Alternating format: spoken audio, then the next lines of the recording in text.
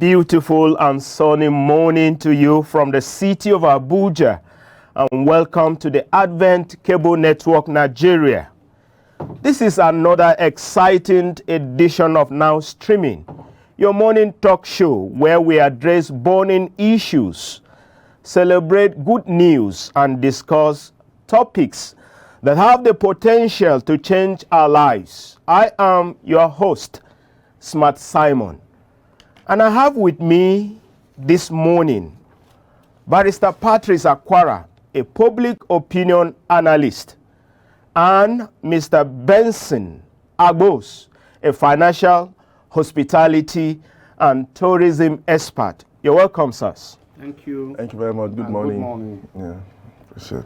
We will be discussing the trending news for this morning, Tuesday, the 12th of October, 2021. Viewers, do remember to call in with your comments and questions. It's always a pleasure to hear from you. Our first story is Buhari okay's 13 billion naira for community policing volunteers. Effort to cope the space of insecurity in the country may have seen President Muhammadu Buhari approving the sum of 13.3 billion for the takeoff of community policing initiative across the country. Yes. Is this a good news? Let me start with public opinion analyst. Well, thank you very much. I think it's a step in the right direction because for some time now there have been a lot of clamor for states to, involve a sort of security, what would you say, state police, using people from the environment to protect that environment.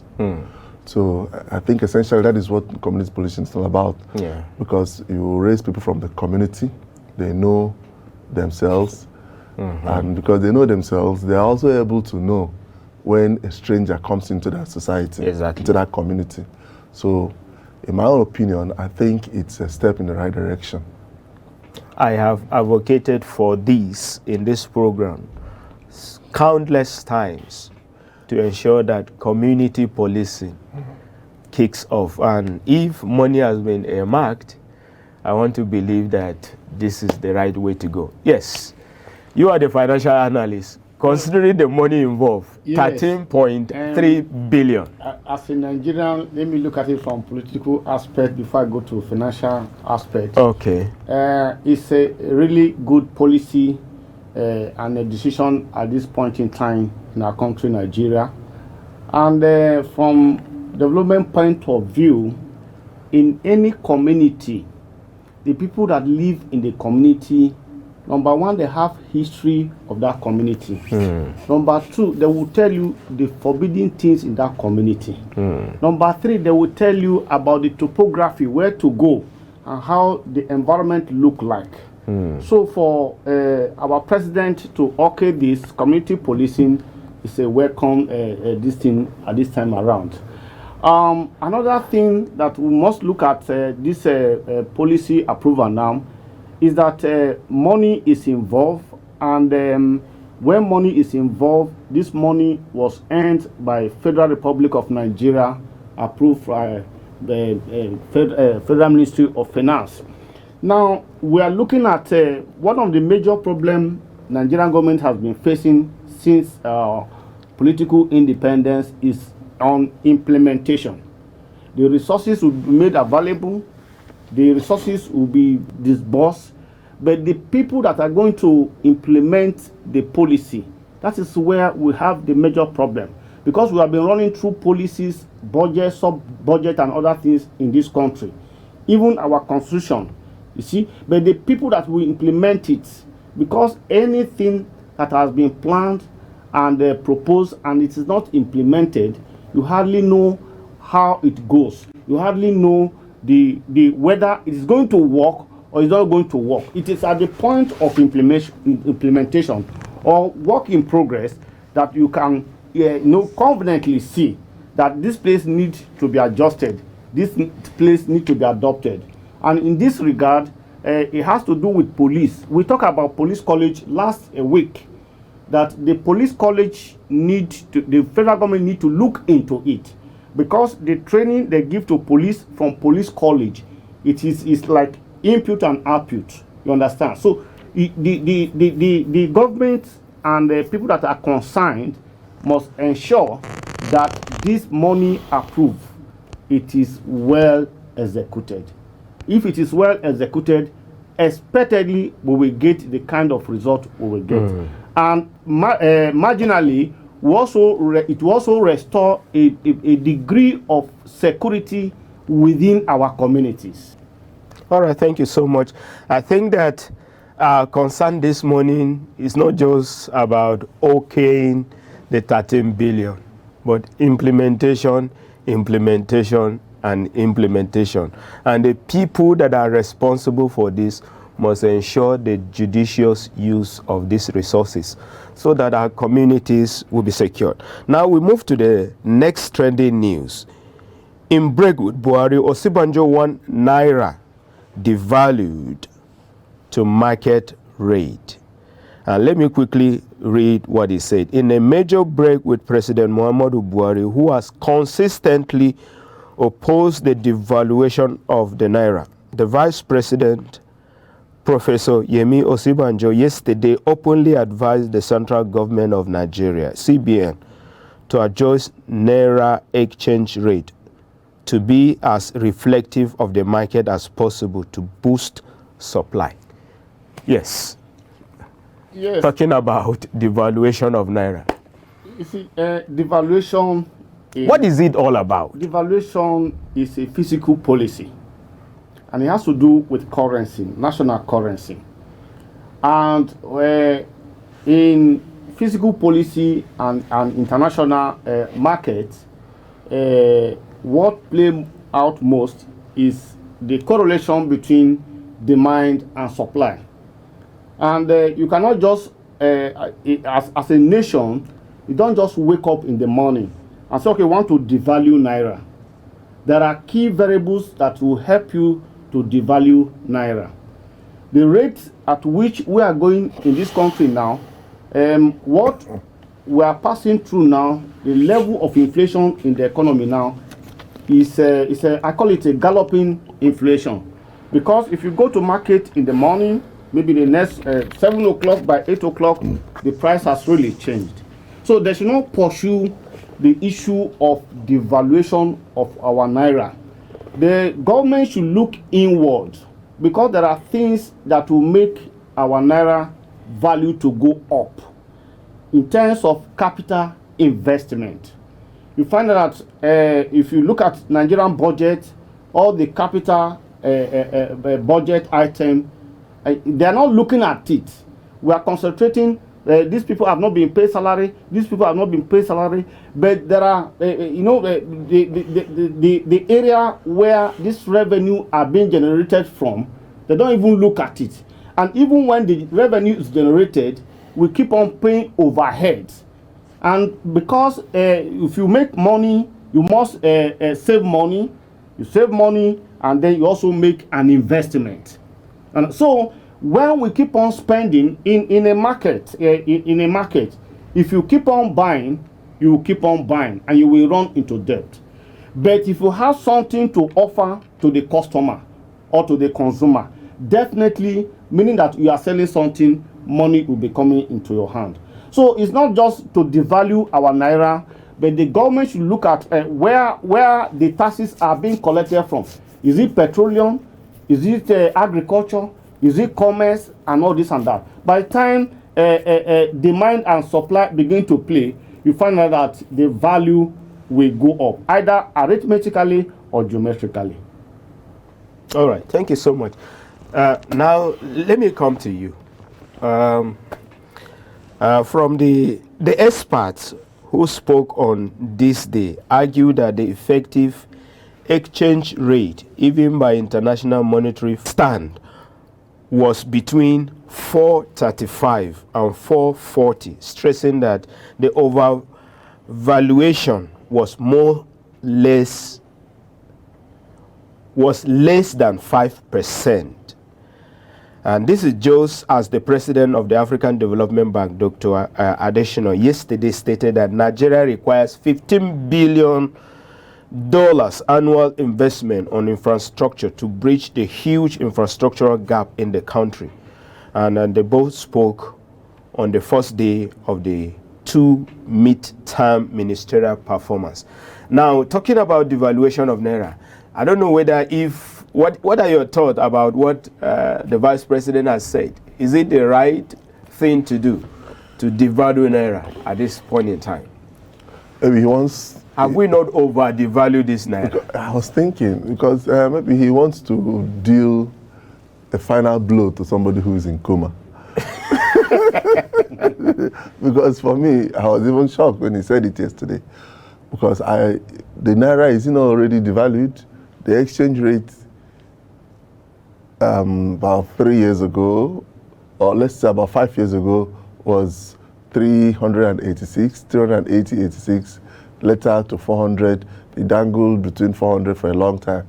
Now I hear it is 500, and so is it not devalued already? So what I think they should do, is he trying to say let it be 1,000 to $1? For the first time in fiscal policy and fiscal exchange rate comparison, CFA francs is even higher in value than Naira. But maybe he will need to provide further information or further reason behind his statement.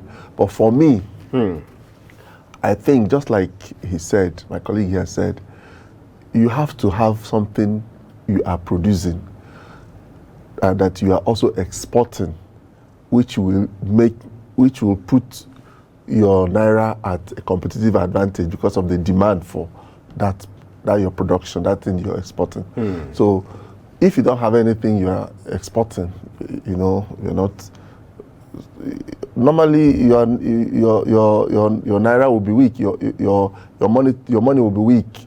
So I think that Nigeria should look inwards, and just like the Japanese did in 1860 in Meiji Restoration, when they went indigenous to start production, to start the consumption of locally manufactured goods. Even in Nigeria, we have a lot of population. We have population that can consume what we manufacture. Of course. And we can do all these things we keep on importing from outside. All this, even we import hard things, we import hardwares, we import softwares, even all the softwares, most of them. Even toothpick. So we can start producing all these things, cars, slippers. Most of the slippers that fine slippers in the market, shoes are brought from outside Nigeria.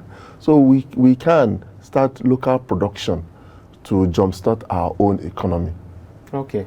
So if Naira must appreciate or valued, then we must go into manufacturing. Yes, and again, if you look at history of China, China is matching up very well with American businessmen and women now, and their general market, so to say.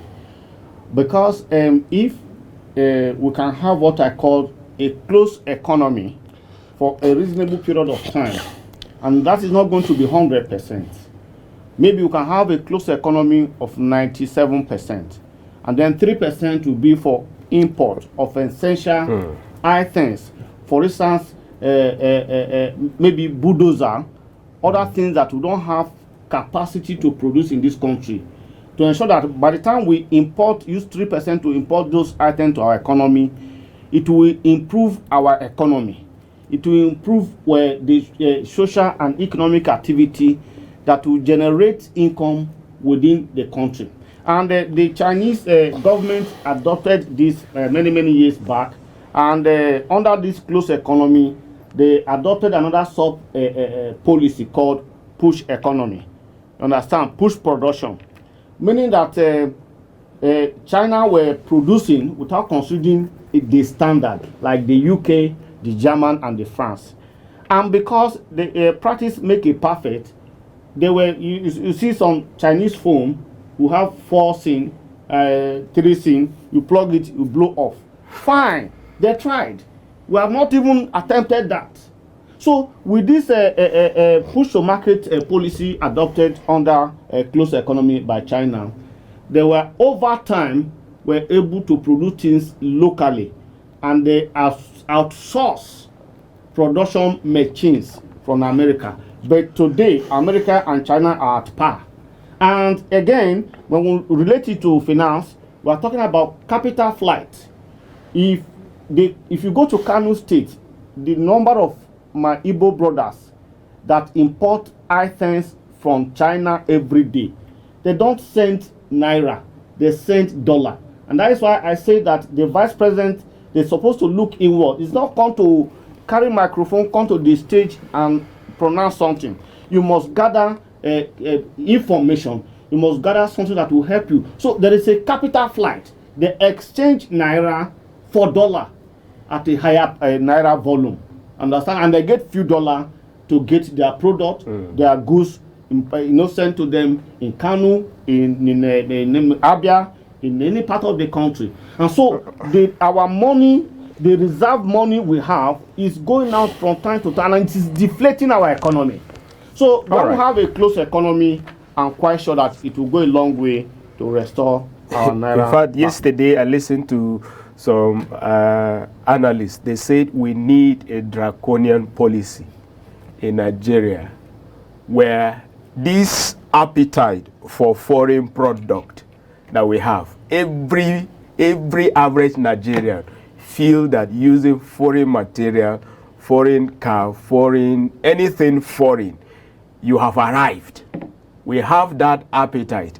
Until that appetite is taken away, dollar and other foreign currencies will continue to always be higher. No, but that should drive quality production, quality.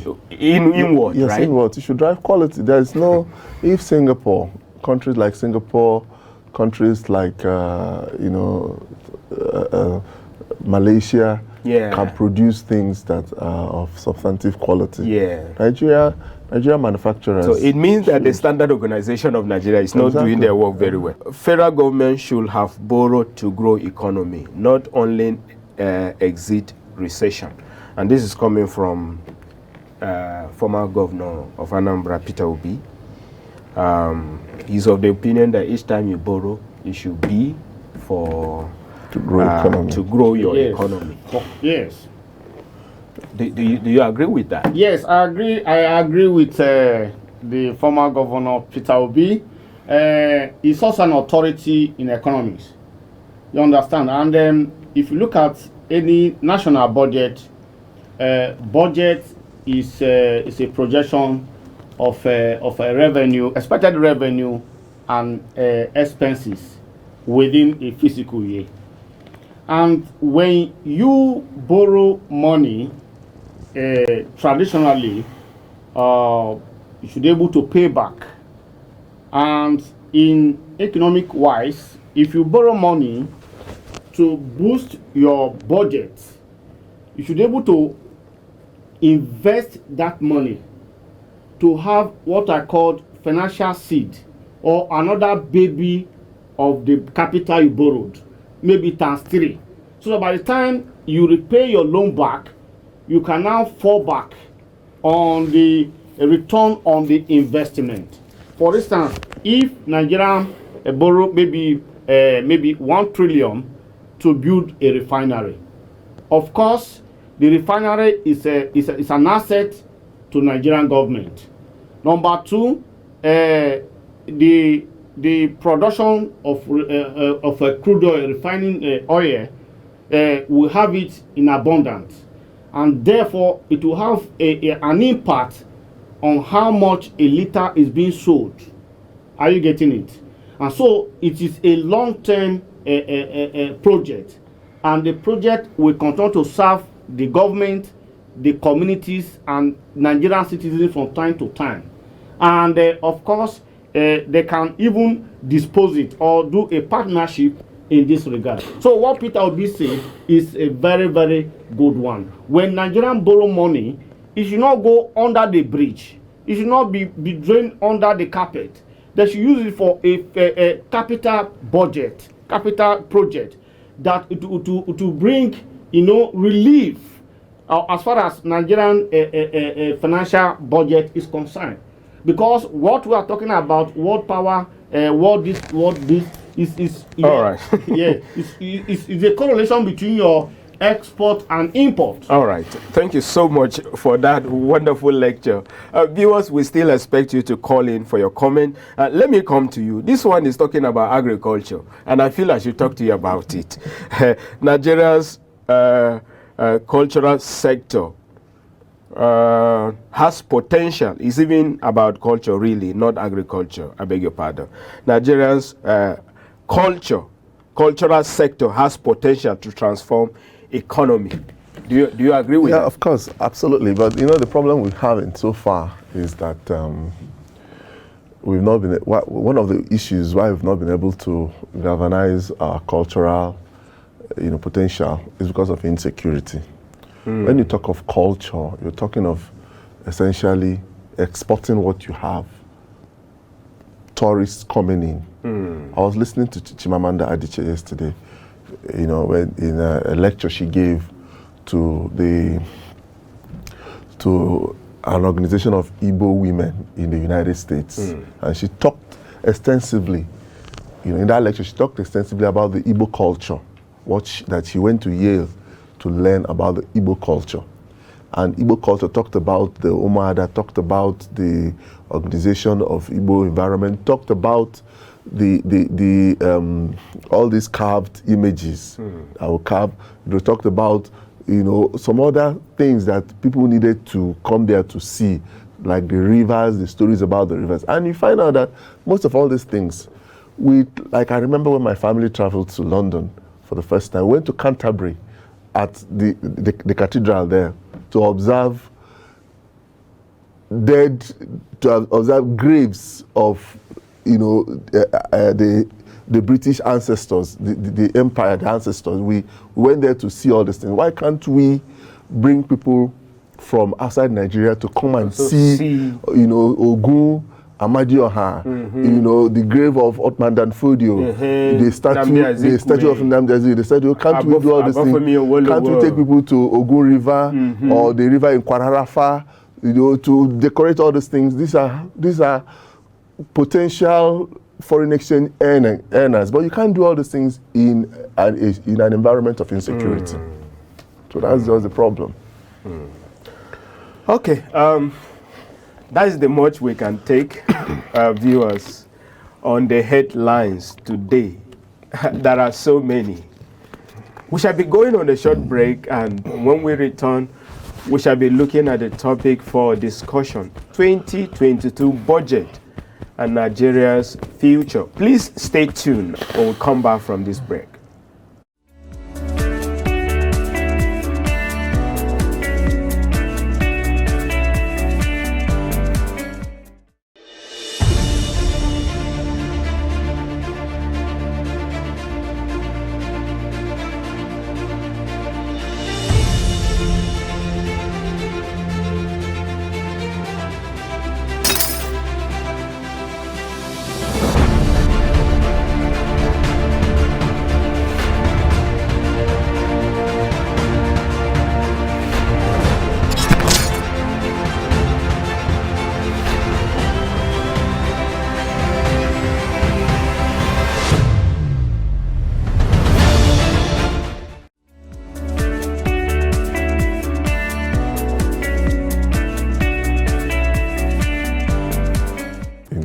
Viewers, you're welcome back, and if you are just joining us, this is still your favorite program, now streaming, reaching you right from the ACNNTV. The President, Muhammadu Buhari, presented 16.39 trillion naira as the 2022 budget proposal before a joint session of the National Assembly on Thursday, 7th of October 2021.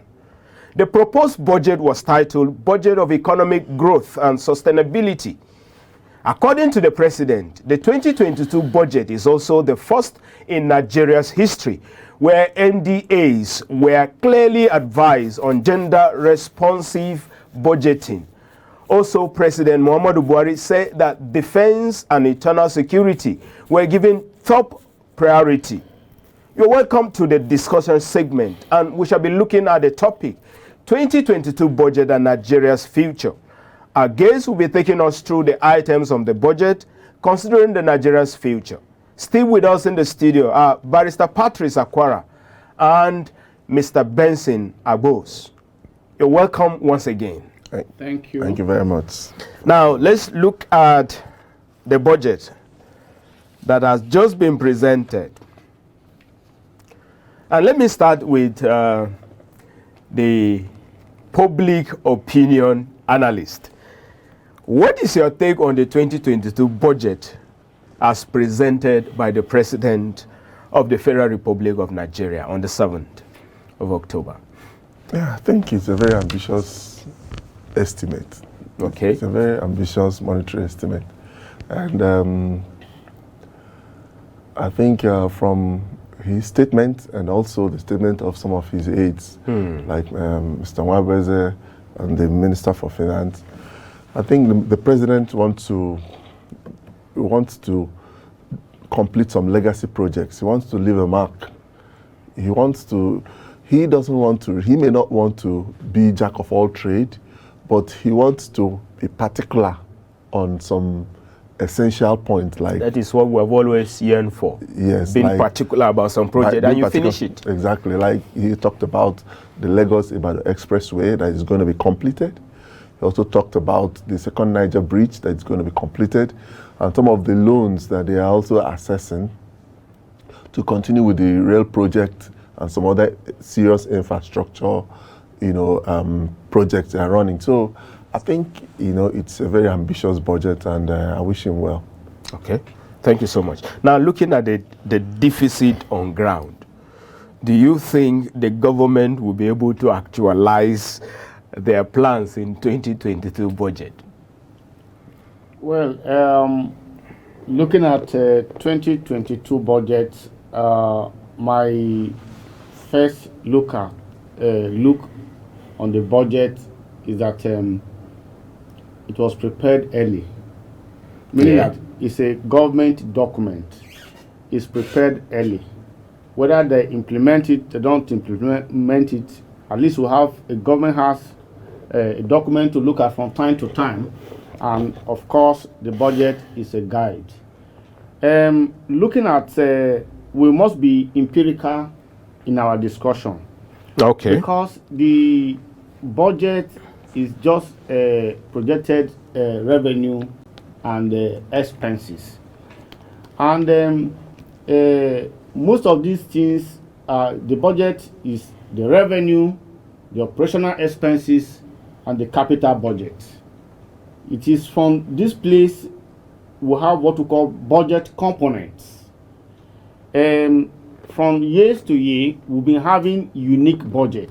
Each budget each year, they are not the same. And therefore, the budget components ranging from the revenue, where government generates revenue, items that generate revenue for the government. That is where they must look at first, because what you don't have, you cannot give. And that is giving rise to what I call maybe budget deficit. And if at all there will be need for government to borrow money, it means that any money borrowed is a liability. It's a capital liability, and you must pay back. Otherwise, some of your items will be seized.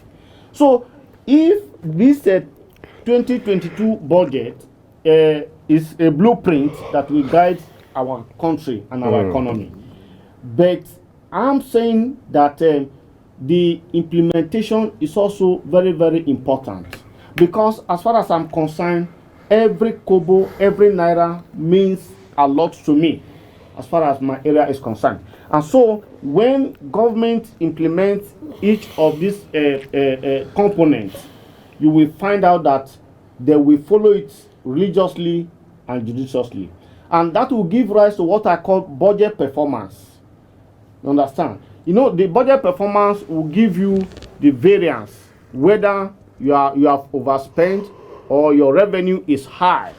So the budget performance is a key variable that National Assembly, our president, the vice president, and all the government agencies supposed to look at. The government should also enforce, as far as we are looking at 16.39 trillion as a budget for 2022. It's a huge sum. How are we going to generate it? How are we going to implement it? Under the capital budget, what and what? And when we implement the capital budget, are we going to put it in the budget in 2023? Do you understand? So, because most of these things they put last year is also there. And the meaning that there's no budget performance.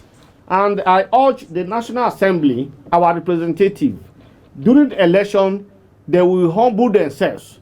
After the election, they will not look at people, the electorate again. So the National Assembly, who have this authority to, who have the budget committee, they should be able to give us the budget performance on quarterly basis and on preceding basis.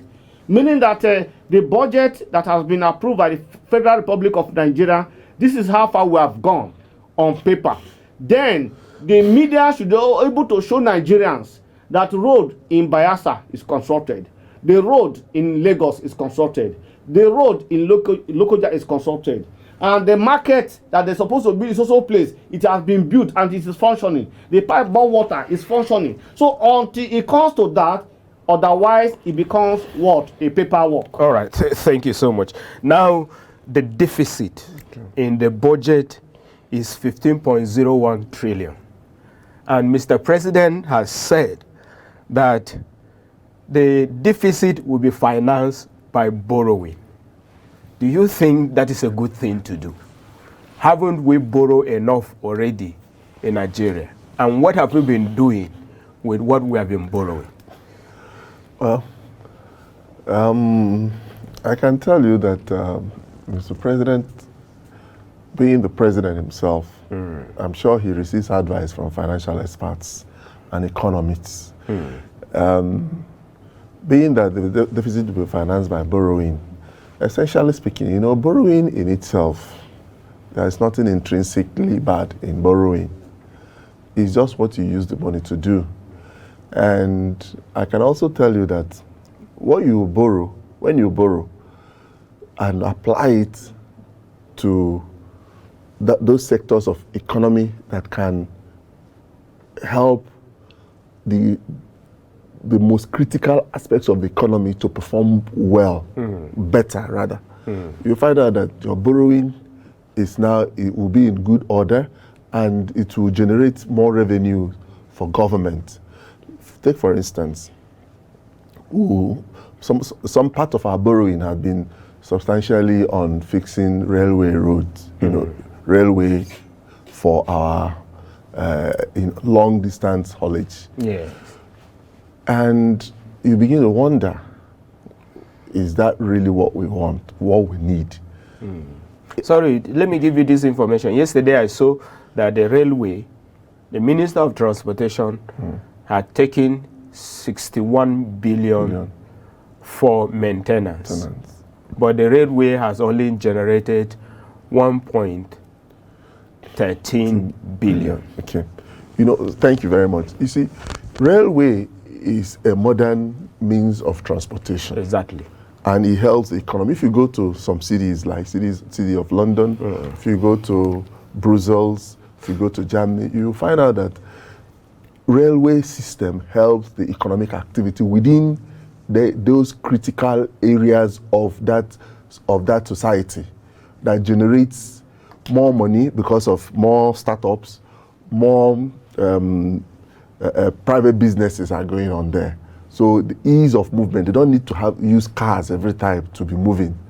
But most of the funds we are borrowing and using for railway, we use it for Kaduna to Abuja.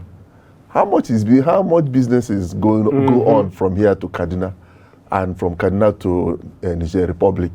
We should be thinking about here to Lagos. We should be thinking of here to Lagos, or even Abuja to Lagos. Lagos to Onitsha. Or even inside Abuja, inside Lagos. You know, like I know that Lagos has railway, but it's not enough because I grew up in Lagos, so I know Lagos terrain. Lagos, you should be able to connect all the critical areas of Lagos with in a metro. In a way that it will enhance movement, and it will reduce cars on the road. It will reduce our demand and our dependence on imported fuel, because we spend so much in fuel subsidy. We also spend so much in importing fuel. So where are you using all this? Because what will repay those loans? It's not as if what will repay those loans will be the revenue accruable to government. And if government puts these monies they are borrowing, if they put it into companies, into economic activities that will yield taxes, that will yield returns to government, the government will be in a better stead, you know, to repay these loans on time, so that the collateral they use will not be attached, you know, in the event of default. So I think it has to do with critical economic decisions. Borrowing itself, like I said at the start, is not a problem. It's not a problem. But what do you use those monies to do? Yeah. All right. So let me come to you. We have observed that defense, infrastructure, and education had the lion's share in the budget. And with what is happening currently in the country, do you think that is the right thing to do? Because I'm sure that last year too, attention was given to education with infrastructure and the defense, but we still have insecurity. Every time, if it is not ASU, then it will be ASU. ASU, that of the university, ASU, that of the polytechnic. They are always threatening for strike. Our doctors are only returned recently from strike. Now, what do you think about these very critical areas taking the lion's share? It's very, very unfortunate that we keep on talking about the same thing year in, year out. This is not the first time this kind of allocation was allocated to different sectors of the economy. Defense is good. We need to be protected. That is in terms of security. Yes. Okay. And education is very, very important. People need to be educated in all areas. Fine. Again, the other area, the third aspect, infrastructure. Of the infrastructure, which includes the road. That is deficit infrastructure. The road, maybe the traffic lights, the electricity, and others. You understand? In terms of maybe accessibility to certain utility facility within the country.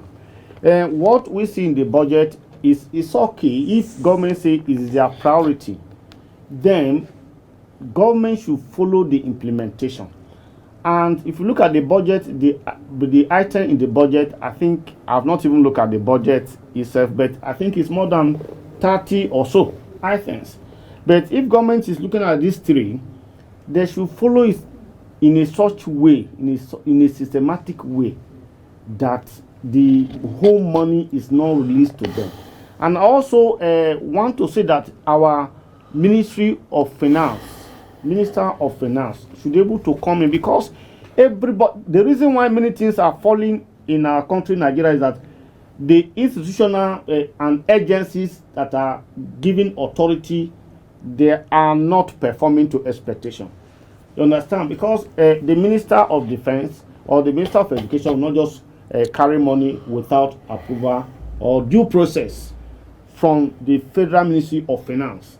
So if you give out maybe 1 billion and they don't do any work and they come back again, why should you release the second batch of the money?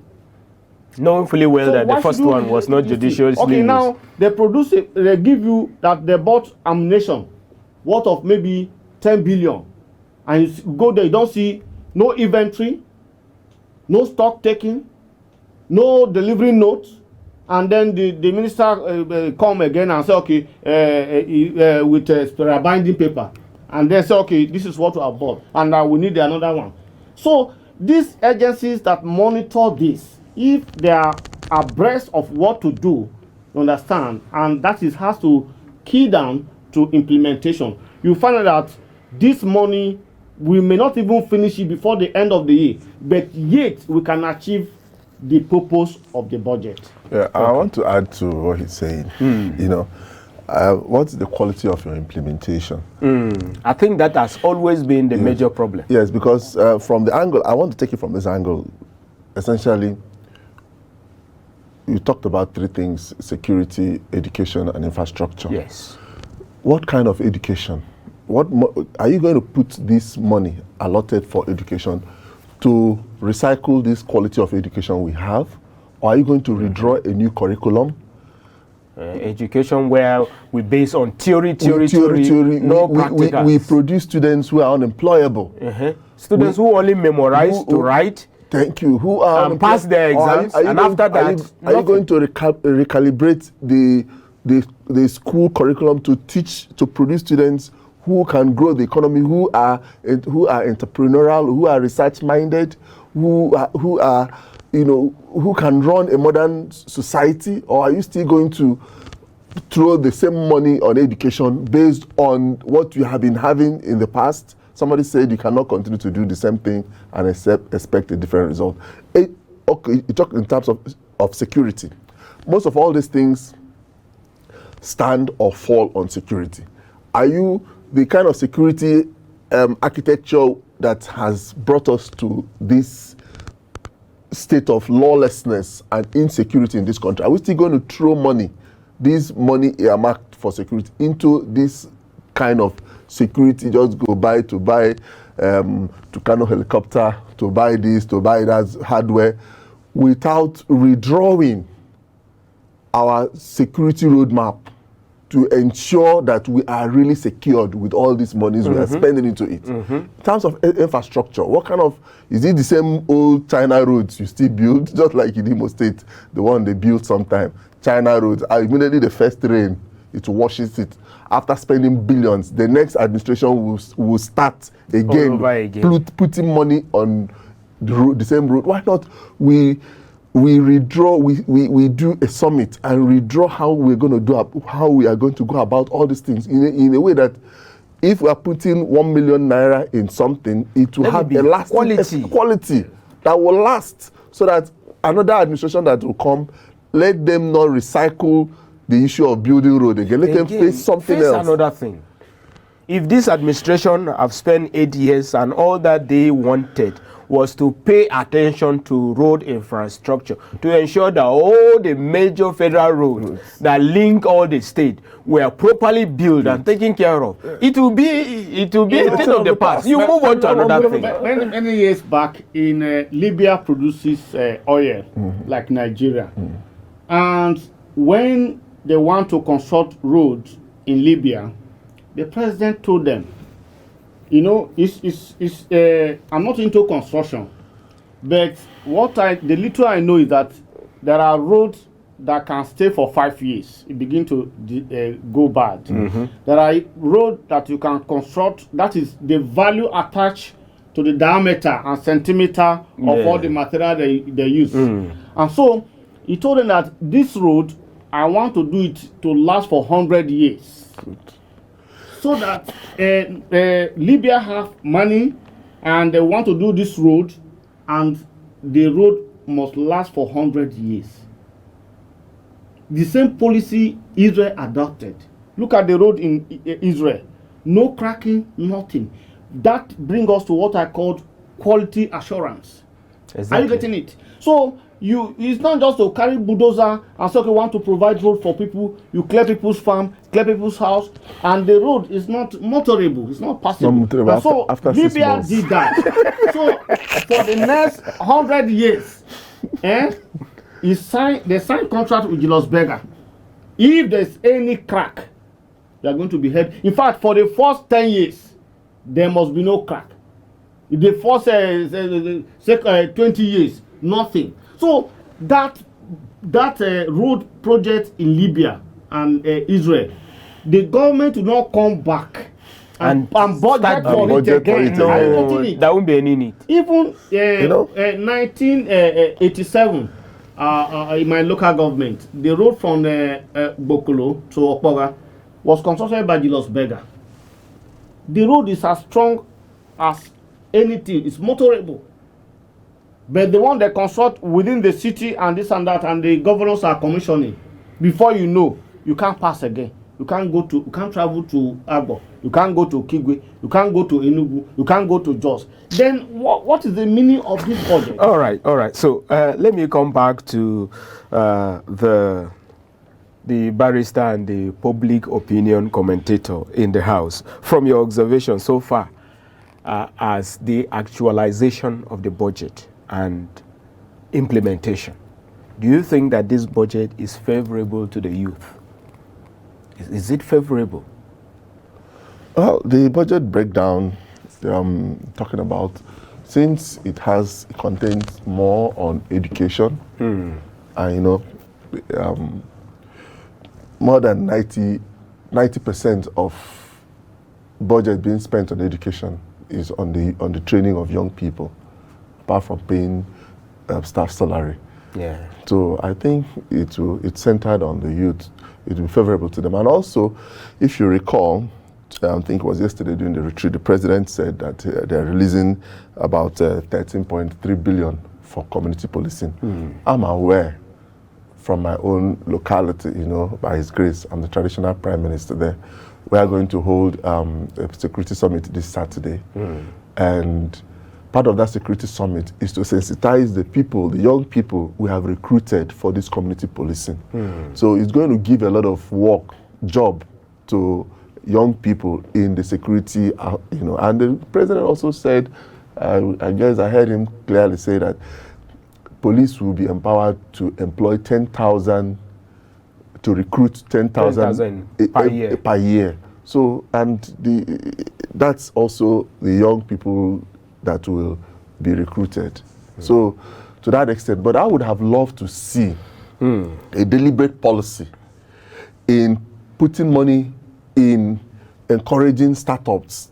Government should be like venture, like angel investors in startups for young people in ICT, in e-commerce, in all manner of businesses, private businesses like they are doing overseas, so that we will have young people getting involved in startups, because it is these startups that will actually grow the economy, not the big industries.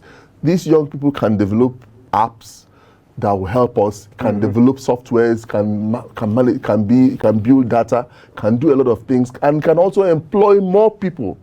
They employ more people, into the labor force. So I would have expected a deliberate policy to say that we are devoting so much money to this. But let me say this also, that I think, like my brother said, the implementation should be taken serious, because if you notice, in the past 3 years, Central Bank had given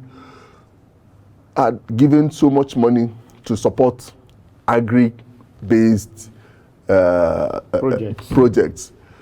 A lot has been spent on rice, a lot has been spent on fish, poultry. Now, but you notice that there is no concomitant reduction in food prices. Exactly. So I think that it has to do with implementation. You understand? Right. So I want to take that as your last word. Implementation is always the problem. So government should ensure that this budget is properly implemented. Now, will this budget reduce poverty in 60 seconds? I will take that as your last word and advice to the government. If the budget will reduce poverty if it is well implemented, because the figure we have here for 2022 budget is a gigantic one. And if iota of the budget are implemented, both our economy, the youth, and micro and macro economics activities will begin to pick up. And very soon, I am quite sure will overtake US. Yes. Yes, All don't right. matter of time. Thank you so much. I think that you are very, very ambitious. and it's good. It's good that it's light at the end of the tunnel. Thank you so much for finding our time to join us on the program today. It was a great time with you guys, and we hope to have you more. You guys are always here each time we called. Thank you so much for coming. Thank you very much. We for having appreciate us. your time. Yeah. Yeah. So this is where we call it a day for today's program. Till we come your way again, same time, same station tomorrow. Be a law-abiding citizen. Be vigilant. If you see something, say something. And always report a criminal act to the appropriate authority, and do good at all times. Do well also to register for a voter's card if you haven't. And if you have registered, do well to get yours. Be a card carrier of a political party, and be ready to be actively involved in politics.